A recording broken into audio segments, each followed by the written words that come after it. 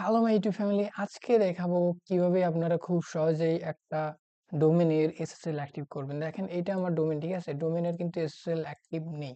Okay, not secure দেখাচ্ছে। তো এর জন্য আপনাকে প্রথমে চলে যেতে হবে এই ডোমেনের সি প্যানেলটা। আমার cPanel already log in করা আছে। তো আসার পর নিচের দিকে চলে আসবেন, নিচের দিকে লেখা আছে দেখেন এসএসএল লেখা আছে কোন জায়গাটায়। উম, এখানে আপনারা উপরে সার্চ দিতে পারেন, দেখেন লেখা আছে এসএসএল টিএলএস। ওকে, এইখানে ক্লিক করবেন। ক্লিক করার পর এখানে দেখেন, এখানে লেখা আছে ম্যানেজ এসএসএল সাইট, এই নিচের দিকে, ঠিক আছে? নিচে দেখেন এটা। তো এখানে একটা ক্লিক করে দিবেন। ক্লিক করার পরে এরকম ইন্টারফেস শো হবে, ঠিক আছে? তো করার পরে এইখানে দেখেন নিচের দিকে চলে আসবেন।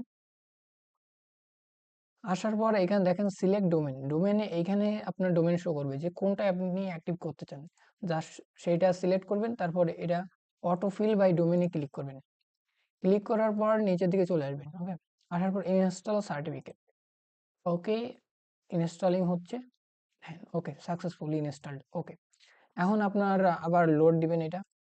এটা অবশ্যই কিন্তু অন্য একটা ইসে লোড দিবেন, অন্য একটা ব্রাউজারে, না হলে কুকিজের জন্য দেখাবে যে আপনার অ্যাক্টিভ হয়নি এরকম। দেখেন এটা কিন্তু অ্যাক্টিভ হয়ে গেছে। এই ছিল আজকের মতন, দেখা হবে অন্য কোনো ভিডিওতে।